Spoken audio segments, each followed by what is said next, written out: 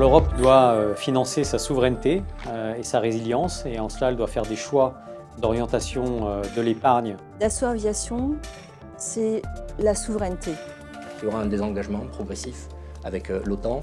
On a les clés de notre destinée en termes de souveraineté. On a beaucoup accéléré notre développement, on a multiplié notre chiffre d'affaires par 10, on s'est beaucoup développé par acquisition, on a acquis 19 entreprises. Bonjour à toutes et à tous, nous sommes aujourd'hui au 4e rencontre Tikehau Capital à Paris, un rendez-vous entièrement dédié à ces distributeurs. Intitulé de cette édition 2025, Nouveau régime, nouvelles frontières, quelles implications pour vos allocations, avec comme thème central la souveraineté industrielle de l'Europe à l'heure des bouleversements géopolitiques que l'on connaît, quelles réponses y apporter, notamment en matière de financement. Sans plus tarder, je vous propose d'écouter quelques-uns des intervenants de cette conférence, à commencer par Thomas Friedberger, le directeur général adjoint de Tikehau Capital. L'Europe doit financer sa souveraineté et sa résilience, et en cela elle doit faire des choix d'orientation de l'épargne et des choix d'expansion fiscale pour orienter ces sommes d'argent vers les secteurs qui sont prioritaires. Donc c'est le retour des politiques industrielles, des politiques stratégiques. L'Europe ne pourra pas être souveraine sur tout, malheureusement, en particulier sur les sujets énergétiques.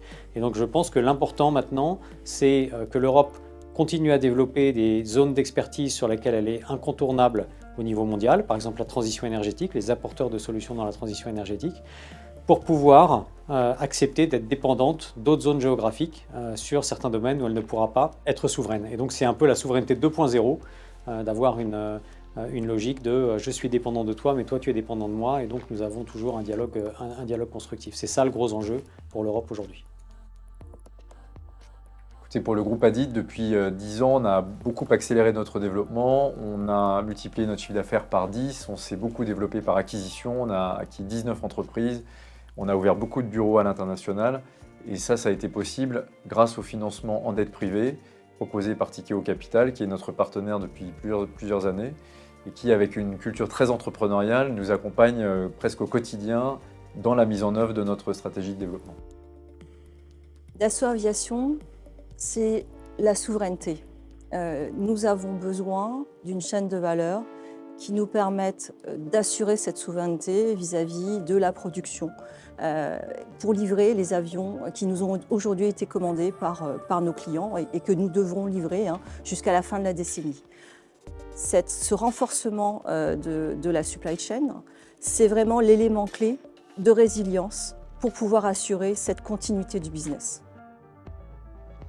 En Europe, on a une grande chance, c'est qu'on est la première économie au monde. Et donc, on a les clés de notre destinée en termes de souveraineté. Ça s'applique à l'énergie, ça s'applique à beaucoup d'industries, particulièrement à la défense, bien entendu, surtout depuis l'élection de Donald Trump, qui a été extrêmement clair sur le fait qu'il y aura un désengagement progressif avec l'OTAN de la défense de l'Europe.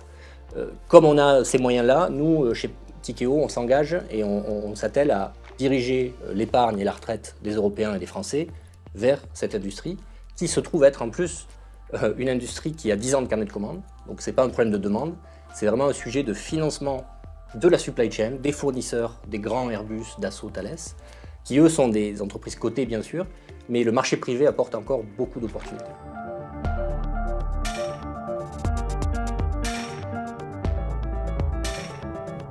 Ce que j'ai retenu de cette journée Tikehau, c'est que la question donc, de la souveraineté et de la défense est bien au cœur finalement de l'actualité politique, géopolitique, industrielle, et qu'effectivement on se rend compte que ça crée des opportunités plus qu'intéressantes dans les allocations d'actifs qu'on pourrait mettre pour nos clients. La thématique défense me parle beaucoup, même si je n'ai pas eu l'occasion encore de faire rentrer des clients dans ce fonds.